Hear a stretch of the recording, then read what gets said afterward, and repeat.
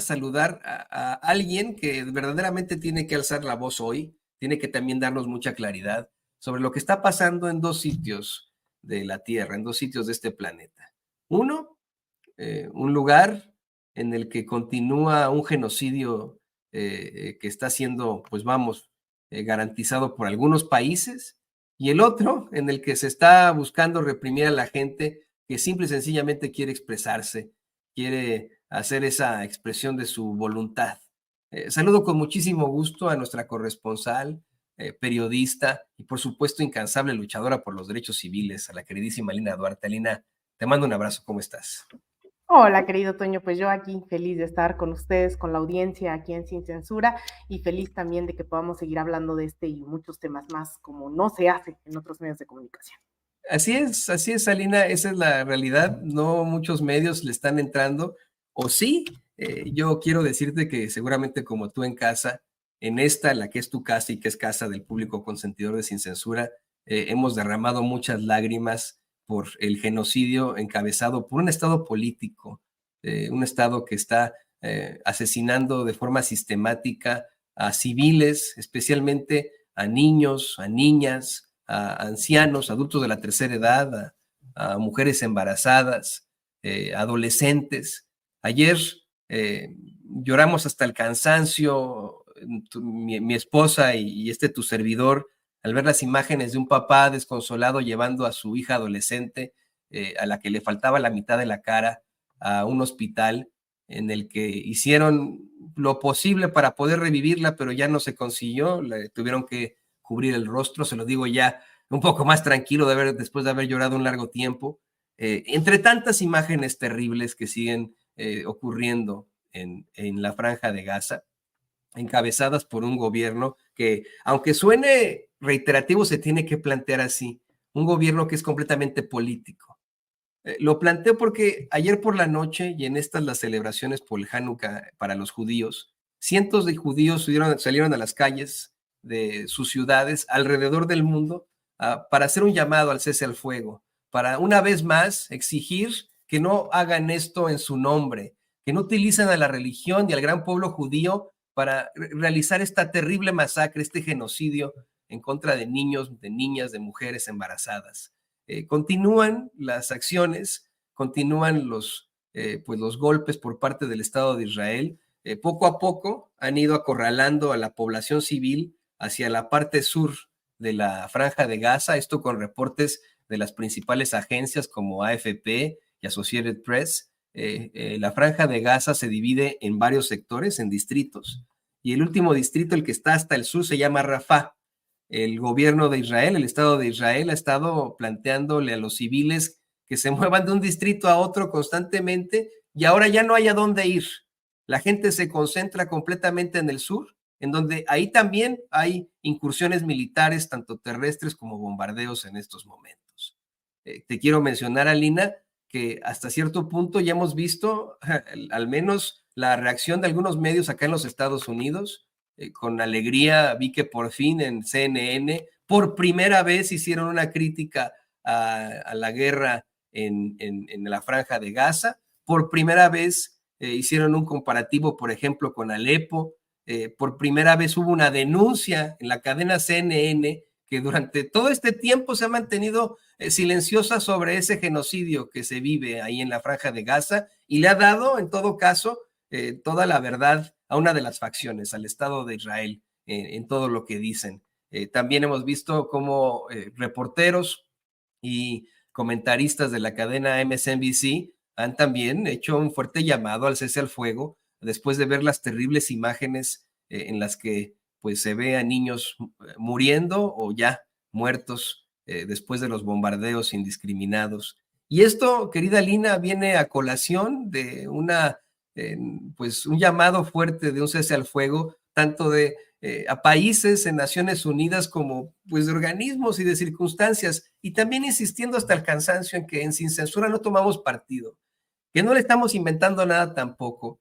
Este establecimiento de un genocidio, de que verdaderamente se trata de un genocidio, ha sido dado a conocer por Naciones Unidas y sus organismos alrededor, como son UNICEF, como son la Organización Mundial de la Salud, y por organismos independientes que son reconocidos alrededor del mundo como verdaderas instituciones, como Amnistía Internacional, Human Rights Watch y, por supuesto, Médicos Sin Fronteras, que han estado denunciando también el asesinato de muchos médicos, de periodistas, de personas que simple y sencillamente están ahí para apoyar a la población civil, querida Lina.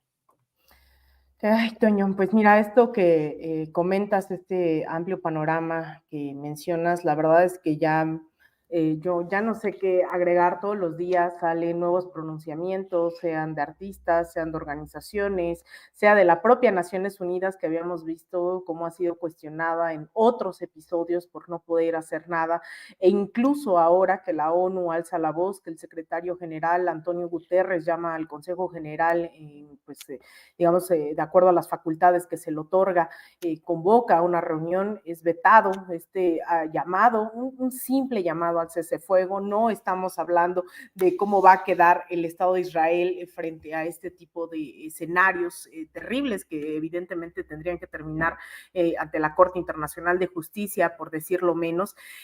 Sin embargo, todos los pequeños actores que pudieran, o incluso grandes actores que pudieran haberse pronunciado, y muchas ya lo han hecho, y aún así este genocidio sigue en completa impunidad.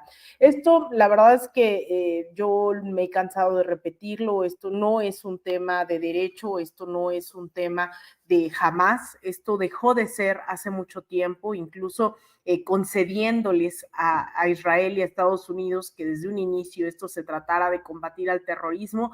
Creo que las imágenes y la información que va llegando todos los días a través de las redes sociales, a través de medios independientes o medios como Al Jazeera, pues definitivamente nos hacen creer que es una lucha contra el terrorismo, cuando cerca de 8,000 niños y niñas han sido asesinados, muchos de ellos por bombardeos, o incluso en los últimos días han dado notificaciones sobre el asesinato a quemarropa, ¿no? Es decir, están entrando a los albergues a asesinar a quemarropa a mujeres y a niños palestinos por el simple hecho de ser palestinos.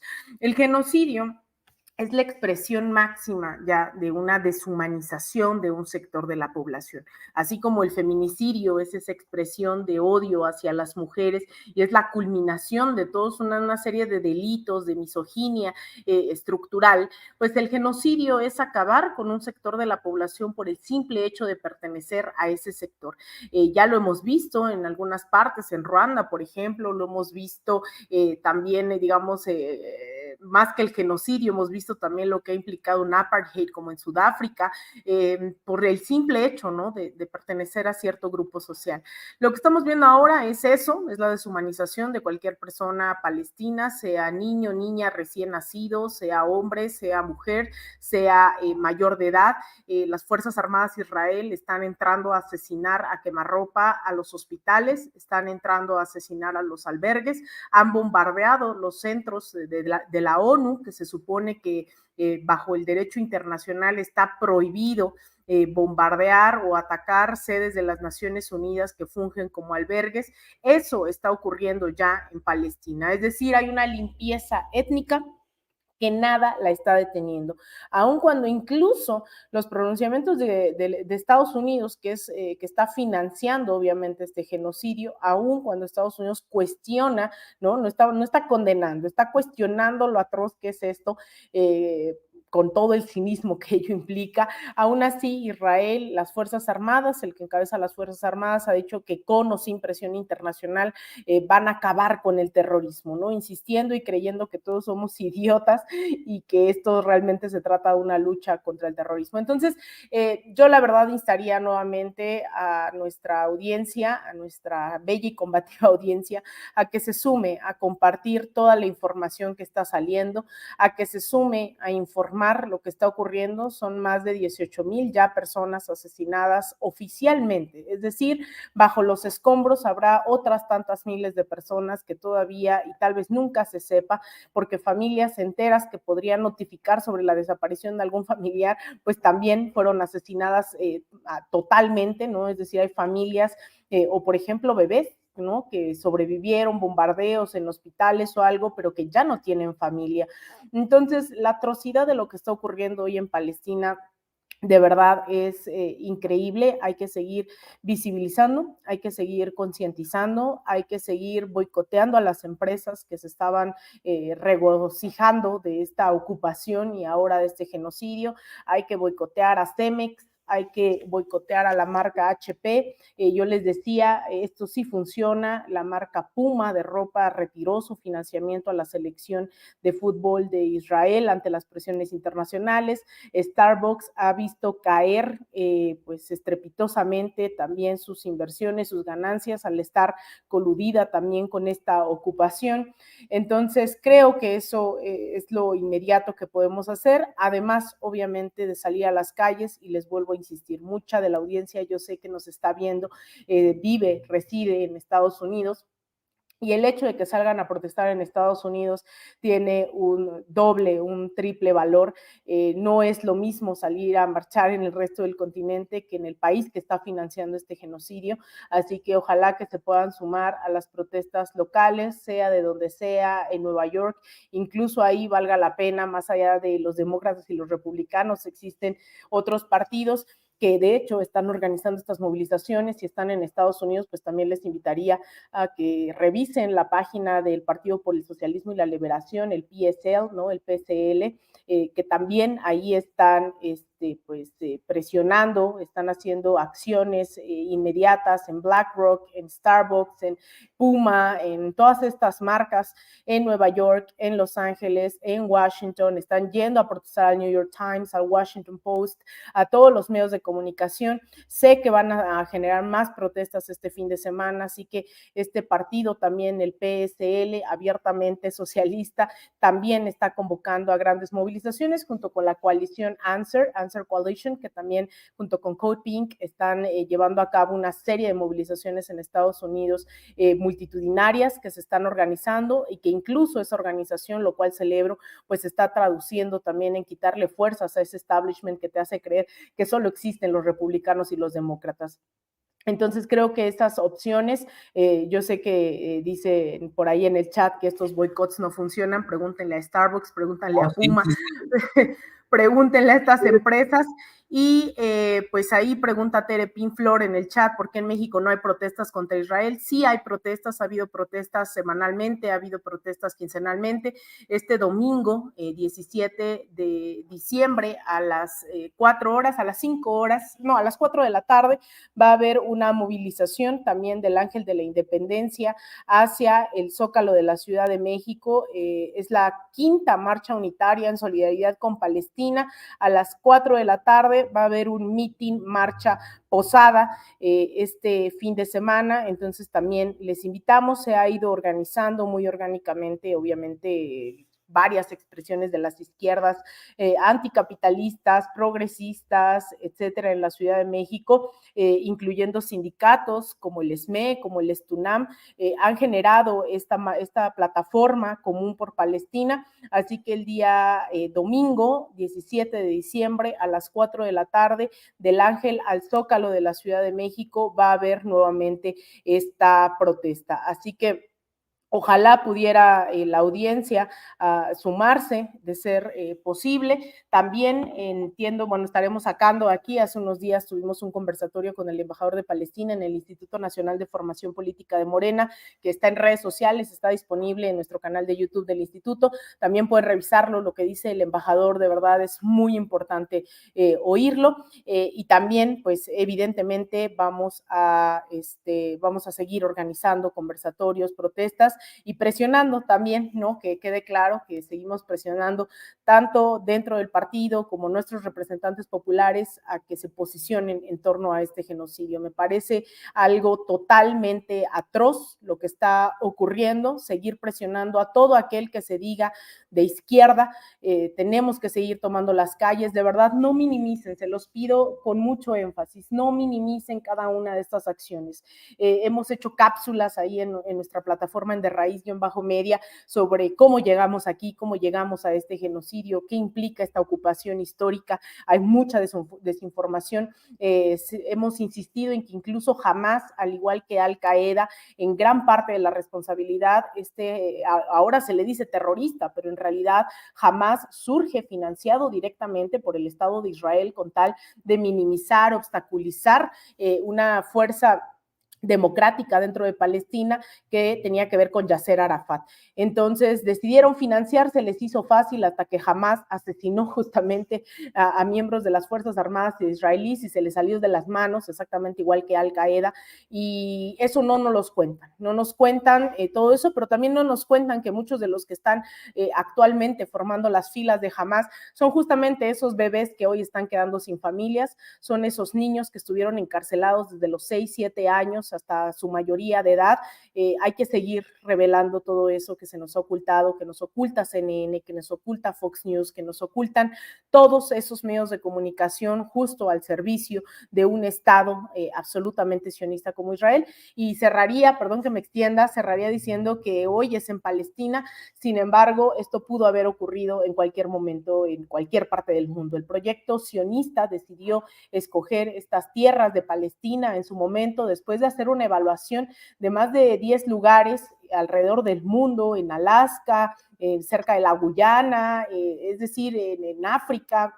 Hubo varios lugares en donde decidían que este Estado exclusivamente judío se podía asentar. Entonces, esto pudo haber pasado en cualquier latitud. Hoy lo estamos viendo en Palestina, hoy estamos viendo el exterminio absoluto, una limpieza étnica, algo que va en contra de todo derecho internacional, contra todo, toda empatía, solidaridad, lo que sea. Creo que ya a estas alturas, yo recuerdo hace 3 meses, Toño, que me mandaban a leer la Biblia para justificar este genocidio. Bueno, espero que ya 18,000 asesinatos, más de 7,000, casi 8,000 sean niños y niñas, nos dé un poco de herramientas y nos dé certeza para saber que esto no es en contra de Hamás, esto es en contra de una población a la que le quieren quitar su territorio, con la que quieren acabar para ellos quedarse con esas tierras y que le están llevando demasiado lejos. Así que el próximo día, domingo, a las 4 de la tarde, del Ángel de la Independencia al Zócalo de la Ciudad de México, será esta concentración.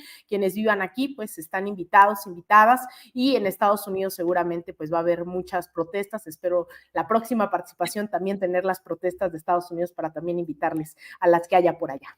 No, y si quiere citar la Biblia, yo quiero recordarle a usted que los cristianos estamos por celebrar una vez más una Navidad que conmemora el nacimiento de nuestro Redentor, de Jesucristo, un Jesucristo cuyos padres tuvieron que trasladarse desde Nazaret, en estos momentos Nazaret, que es conocida como la capital árabe de Israel, un territorio ocupado, pero pues más bien que es parte ya de Israel, tuvieron que trasladarse a Belén. Ese sí es un territorio ocupado. Belén está en Cisjordania y es parte de uno de los territorios ocupados por el Estado de Israel. Tuvieron que trasladarse hace más de 2,000 años para ser parte de un censo, pero no tuvieron ningún problema, o no tuvieron mucho menos problemas que los palestinos hoy en día al trasladarse de un lugar a otro entre estos estados. No tuvieron que enfrentarse a tantos bloqueos, a tantas, ¿cómo decirlo así?, checkpoints, a tantos puntos de revisión, y sobre todo no tuvieron que enfrentarse a un genocidio. Hoy, querida Lina, querido público consentidor, circulan muchas imágenes de iglesias cristianas y católicas en las que en su nacimiento ponen al niño Jesús entre piedras, entre los escombros, y el planteamiento de muchos cristianos es ese: si Cristo naciera hoy ahí en Palestina, nacería entre los escombros. Así de sencillo. Su familia, la Sagrada Familia, tendría que estar escapando de un genocidio. Y esa es la realidad. Para aquellos que quieran citar a la Biblia, claro está, ¿no? Además, quiero decirle que efectivamente, como dice Alina, han habido vigilias, protestas alrededor del mundo, y yo le pediré a usted que se sume a ese llamado también a la paz, no a estar a favor o en contra de un Estado. Es un llamado a la paz. Yo me encontré con esto en mi ciudad, en la ciudad en la que yo vivo. Van a haber protestas durante todo este fin de semana. El sábado habrá una ceremonia de protestas en la Emmanuel Cleaver and Mill Creek Parkway, Y también en el muy conocido Plaza de aquí de Kansas City, en la zona comercial más importante de Kansas City, ahí habrá una serie de protestas. El sábado va a ser de las 3 a las 6 de la tarde. El lunes va a haber una vigilia de 6 a 8 con velas, con teléfonos celulares. También el martes y el miércoles. Esto pues para honrar las vidas de los que han fallecido ahí pues en la franja de Gaza, que esa es la realidad a la que se enfrentan. Y bueno, también quiero compartirles esta imagen que circula en redes sociales y que es desgarradora. Una imagen en la que don David le está tapando el rostro al niñito, una imagen que se toma ahí precisamente en la franja de Gaza y que emula a una de las ilustraciones medievales de la Virgen María con el niño Jesús, de una mujer palestina sosteniendo a su hijito. Nada más, ahora que Alina mencionaba cómo es que la han atacado mencionando a la Biblia, citando a la Biblia, todo por exigir un alto al fuego, todo por exigir la paz ahí en la franja de Gaza. Pero bueno, Alina, ¿qué te parece que vamos al otro tema candente, al otro tema doloroso? Le pido al equipo que nos grabe, puesto que también en otra parte del planeta se está sufriendo mucho debido a las políticas neoliberales y fascistas de un verdadero desquiciado.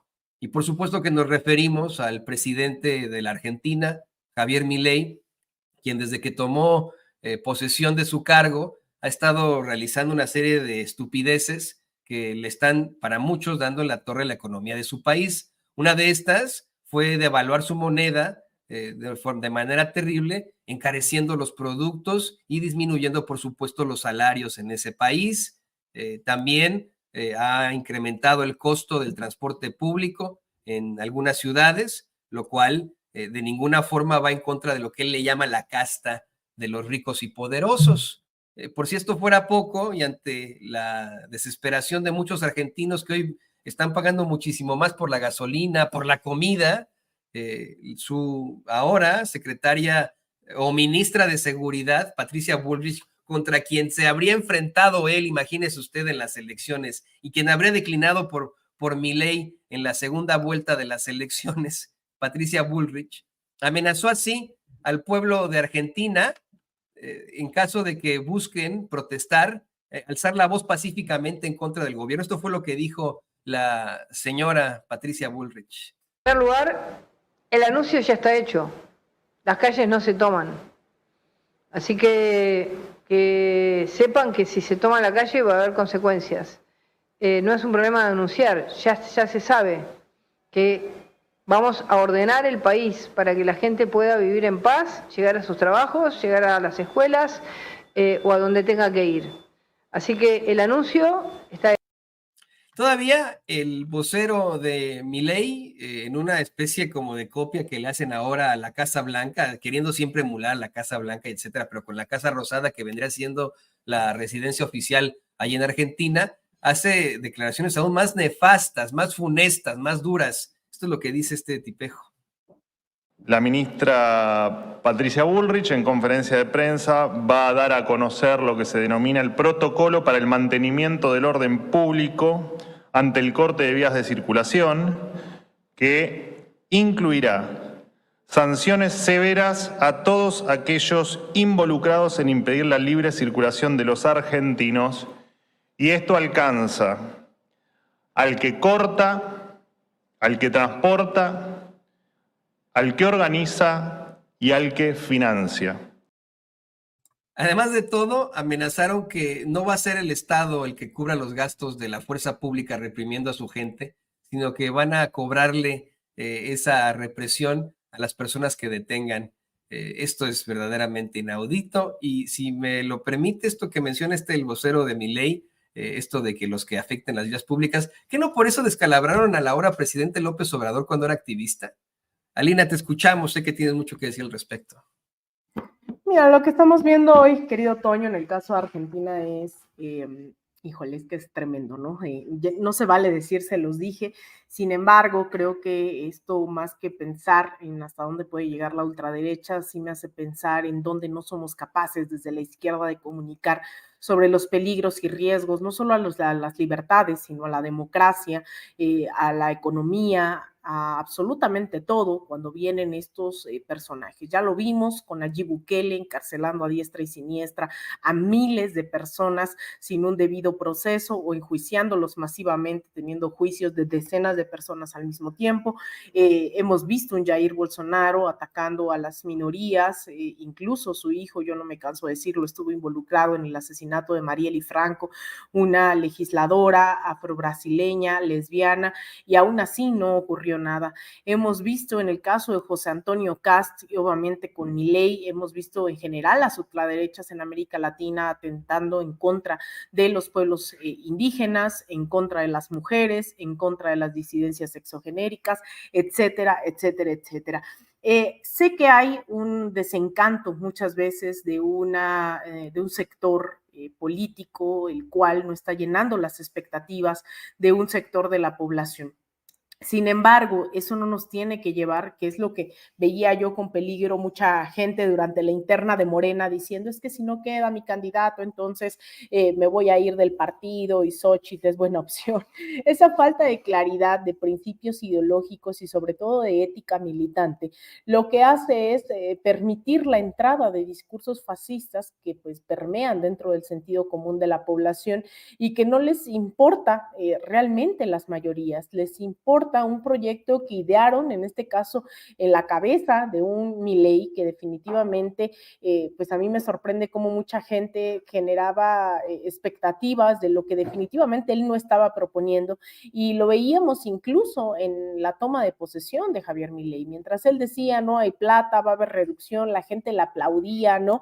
Es decir, anunciaba lo que ya habíamos visto toda la década, finales de los 80s, principios de los 90s, en el caso de México, en el caso de Chile, el Cono Sur, pues evidentemente desde finales de la década de los principios de los 80s, vimos todos estos llamados programas de ajuste estructural que buscaba disminuir la capacidad del Estado de regular la vida de la sociedad.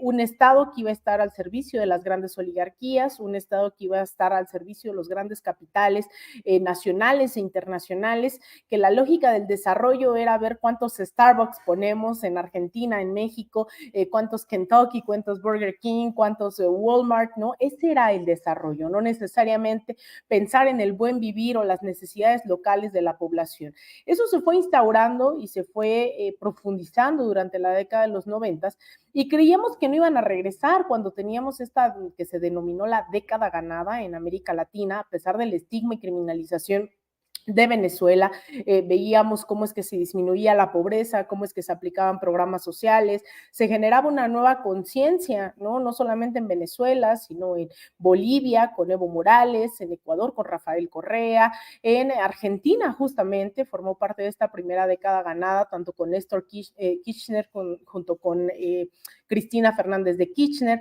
es decir, vimos un montón de liderazgos que tenían un arraigo profundamente popular y que servían a esas grandes masas que les apoyaban.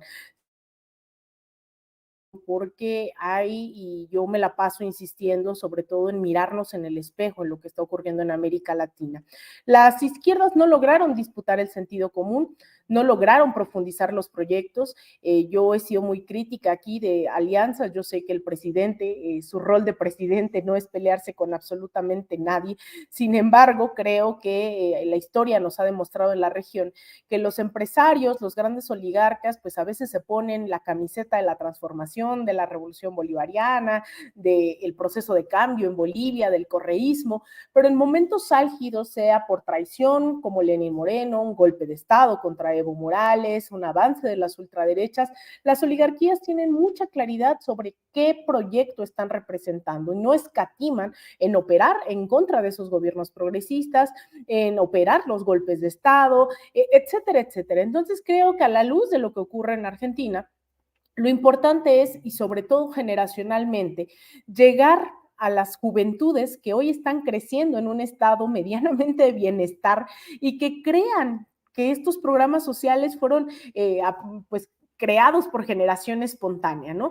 Que no se haga, es decir, necesitamos hacer esa conciencia histórica de que hoy llegamos a un 2023 con 5 millones de personas fuera de la pobreza, con una disminución de casi, no sé, son cerca del 60% de los delitos del fuero federal, 11% en disminución de los feminicidios, cuántas familias tienen hoy programas sociales, cómo se han creado, se han llevado a un tema ya constitucional. Es decir, el México del 2023 no corresponde ni siquiera al de 2018, ni al del 2012, ni el 2000. Los jóvenes que hoy están siendo beneficiarios de Jóvenes Construyendo el Futuro, que no tienen, por ejemplo, es tan presente como mi generación, la guerra contra el narcotráfico, hay que hacer conciencia, porque si no estos logros parece que pues se conquistan de la noche a la mañana, que solo es cuestión de ir a votar. Hay que transformar la conciencia. Cuando decimos la revolución de las conciencias, no es un mero eslogan,